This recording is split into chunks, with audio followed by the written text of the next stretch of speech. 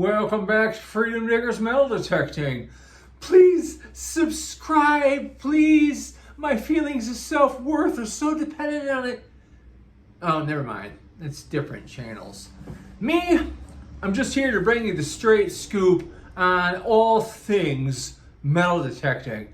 And I got a gem for you this time. So, my last video, I detailed the issue I was having with my Equinox 700, my wife's coil ears breaking. Apparently this problem's followed into the second generation of the Equinoxes.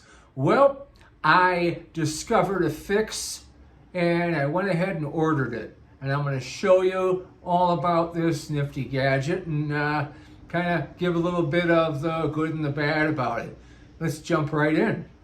So what I got here is, this is from History Finder's Metal Detecting World.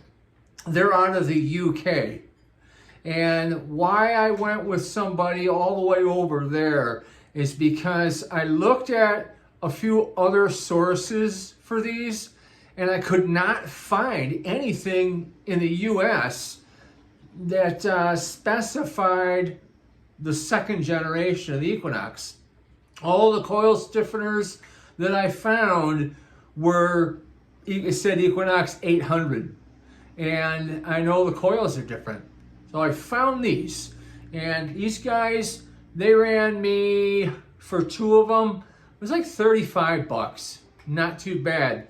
Shipping, a little stiff from the UK. I think the pair of these ended up hitting me for around 75 bucks. But that's cheaper than sending my coils back to have new ones sent out to me constantly. After having done that twice, I just got the new coil for Nicole's Equinox 700 yesterday.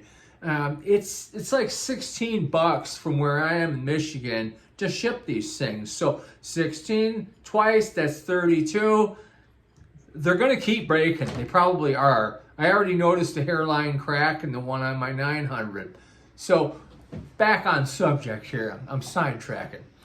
So here's the device, and this thing slips over the coil ears and it kind of, it braces them up. Comes with this bolt here that goes through, and of course that's how you're going to connect your rod. Let me show you how these things go on the coil. So there's a little arrow on here that indicates the front of the coil.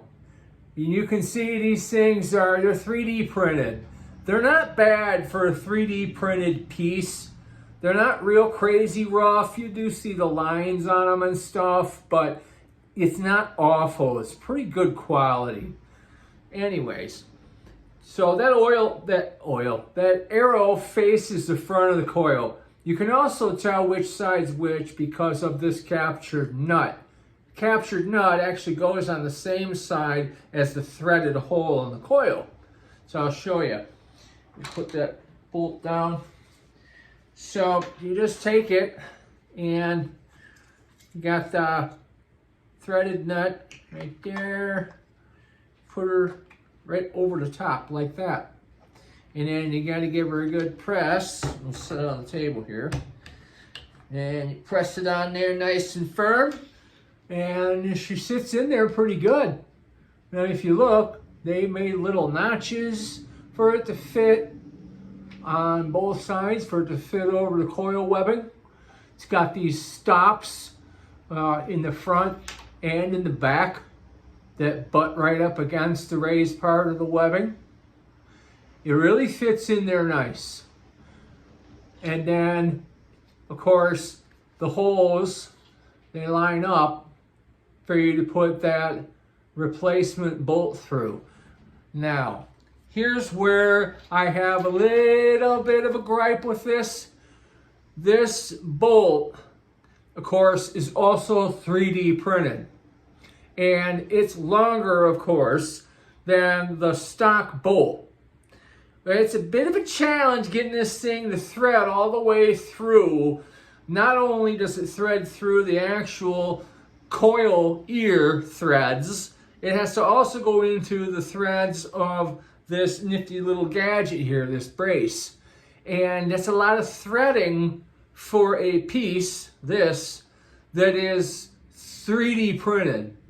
Anybody that knows machining knows that machined threads are a lot more precise than 3D printed threads.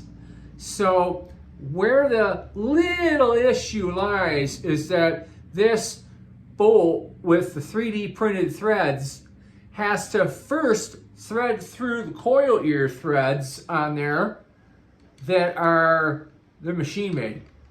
So it's a bit of a snug fit when you get through there.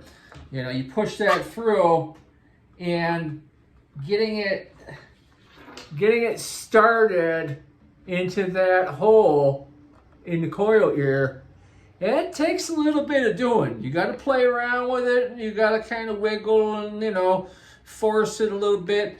It'll go in there, but it's snug. It almost feels like you put like a bunch of Teflon tape on the threads of that bolt.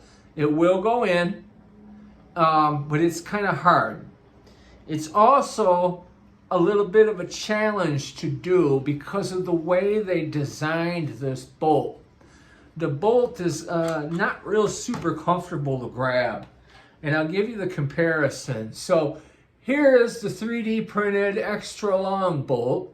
And you can see it's kind of an odd shape. And then here's the Minelab one. The Minelab one, you know, it's nice and you can grab a hold of that and do your thing quite easily. This, it's not real comfortable to grab because it's got some, you know, some sharp edges on it, and it just doesn't fit your hand well. I ended up actually using a pair of pliers to get the bolt to thread all the way through on the Equinox 700 coil and lower rod that Nicole uses. And I'm going to show you that right now so you can see what this looks like all installed and snugged up. So here's Nicole's brand new coil that just came in, and here's the installed coil support slash stiffener, whatever you want to call it. And you can see that the head on that bolt, it's hard to get in there and turn it. I ended up finishing it with pliers.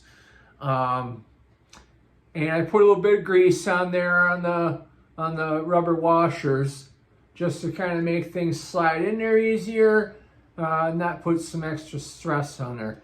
So the fitment is really good on this. I got no complaints about the fitment.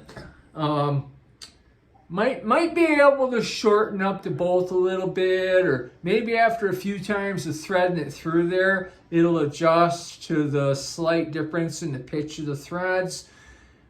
I don't know. Maybe I'll be able to find a different bolt that will work better in there. I might play around with that. I also might just go ahead and buy like a spare lower rod and, you know, keep it for when I run a different coil like the 6-inch coil. But all in all, I'm going to say this was a smart investment. I really wish it wasn't necessary, but hey, it is what it is. And this is going to prevent me from having to send these things back. I love the machine otherwise. I'm really starting to get used to the language that my 900 speaks, and I'm really liking it. So to me, it's worth it to invest in this little crutch to keep the thing from ending up on the injured list. So thanks a lot for watching. A little long this time. Appreciate you hanging in there. I appreciate you watching. And until I see you next time, keep it dig free or dive. If you're able to get out there and avoid all the crazy weather we're having. And thanks again. We'll see you.